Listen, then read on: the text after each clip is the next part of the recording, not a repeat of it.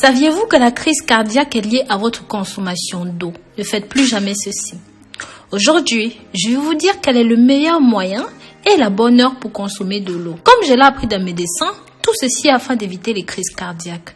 Je pense que, comme moi, il y a beaucoup de gens qui se disent qu'ils ne veulent pas boire de l'eau avant d'aller se coucher, juste pour ne pas être obligés de se lever la nuit et d'aller aux toilettes. Je comprends qu'une quantité minimale d'eau est nécessaire pour éliminer les toxines du corps.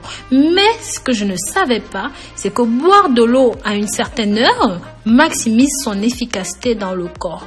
En plus de cette information, ce médecin m'a expliqué quelle était la meilleure façon de boire de l'eau pour éviter divers problèmes de santé et je partage ceci avec vous dans cette nouvelle vidéo.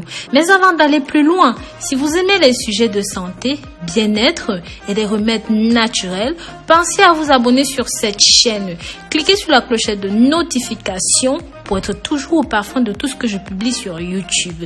Et si vous avez déjà rejoint cette belle communauté, alors je vous remercie. N'hésitez pas à marquer votre nom, votre pays dans les commentaires, que je sache d'où vous me suivez. Cela m'émerveillera toujours. J'ai demandé à mon cardiologue pourquoi est-ce que les gens doivent tant uriner la nuit. Sa réponse était ceci. Quand vous êtes debout ou assis, la force de gravité retient l'eau dans les parties inférieures de votre corps. C'est la raison pour laquelle les jambes peuvent enfler. Quand vous êtes couché, les parties inférieures de votre corps cherchent un équilibre avec les reins. Alors, les reins vont éliminer l'eau et les déchets. C'est à ce moment que c'est plus facile pour eux de le faire. L'eau est essentielle pour éliminer les déchets de votre corps, sachez-le. J'ai donc demandé à ce cardiologue quel est le moment le plus favorable pour boire de l'eau. Il m'a répondu ceci. Boire de l'eau à des moments bien définis, ceci va maximiser l'efficacité de cette eau dans votre corps. 2 verres d'eau juste après le réveil active les organes internes. 1 verre d'eau 30 minutes avant chaque repas améliore la digestion. 1 verre d'eau avant de prendre votre bain ou même votre douche diminue votre pression artérielle. 1 verre d'eau avant de vous coucher évite un accident vasculaire cérébral ou même un accident cardiaque, ce qui est notre sujet du jour. Donc, boire de l'eau avant de vous coucher évite d'avoir des crampes dans les jambes pendant la nuit parce que vous devez savoir que vos muscles des jambes attrapent des crampes lorsqu'ils sont à la recherche d'eau et même d'humidité. Si vous buvez un verre d'eau avant d'aller au lit, cela empêchera beaucoup de choses.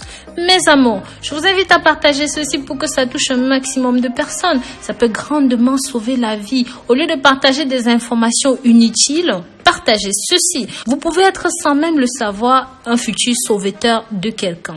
N'oubliez pas aussi que selon ce médecin, la majorité des crises cardiaques se passent le jour, habituellement entre 6 heures du matin et midi. Avoir une crise cardiaque la nuit, au moment où le cœur doit fonctionner à son rythme le plus calme, signifie que quelque chose d'inhabituel s'est passé. Des études faites par des professionnels de la santé dans ce domaine ont démontré que l'apnée du sommeil, le ronflement sont aussi à blâmer dans ce contexte-là. Si vous prenez une aspirine tous les jours, le mieux est de prendre cela le soir parce que l'aspirine a une durée de vie de 24 heures. Donc, si la plupart des crises cardiaques se produisent dans les premières heures de la matinée, l'aspirine serait plus concentrée dans votre système circulatoire et pourront grandement vous aider, et ceci même à votre insu. Vous devriez toujours avoir de l'aspirine à vos côtés, à côté de votre lit, votre table de chevet, tout ça. Ceci pour la simple raison que si par hasard, et que je ne vous le souhaite pas, vous êtes victime d'une attaque, il suffira alors simplement de dissoudre immédiatement 2 aspirines dans la bouche et d'avaler avec un petit peu d'eau. Il y a d'autres symptômes d'attaque cardiaque en plus de la douleur à la poitrine, dans le bras. Vous devez aussi prendre en compte des douleurs intenses à la mâchoire droite ou dans le cou, ainsi que les nausées et parfois beaucoup de transpiration. Mais sachez que ces symptômes peuvent aussi arriver fréquemment et parfois pas tous les mêmes et même pas tous en même temps. Mes amours, je vous recommande de regarder cette vidéo jusqu'au bout. Ici, je vais vous présenter tous les symptômes qui devraient vous alerter. La plupart des gens, environ 60% des personnes qui ont eu une crise cardiaque pendant le sommeil, ils ne se sont pas réveillés. Cependant, si cela se produit avec une douleur dans la poitrine, cela peut vous réveiller et même si vous dormiez dans un sommeil profond, cela peut arriver. N'hésitez donc pas à appeler un voisin ou un membre de la famille qui est à proximité proximité. Prévenez aussi les secours pour savoir quelle est la procédure à suivre. Ensuite, ayez le réflexe d'ouvrir la porte d'entrée de votre maison et de vous asseoir sur une chaise près de la porte d'entrée pour respirer le maximum d'air frais.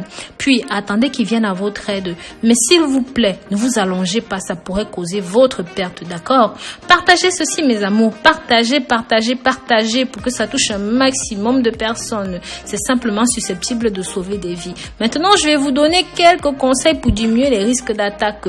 Vous pouvez réduire vos risques de subir une crise cardiaque ou même encore une attaque cérébrale en étant actif, en faisant de l'exercice tous les jours. Par exemple, une promenade de 30 minutes quotidiennes peuvent aider à diminuer les risques.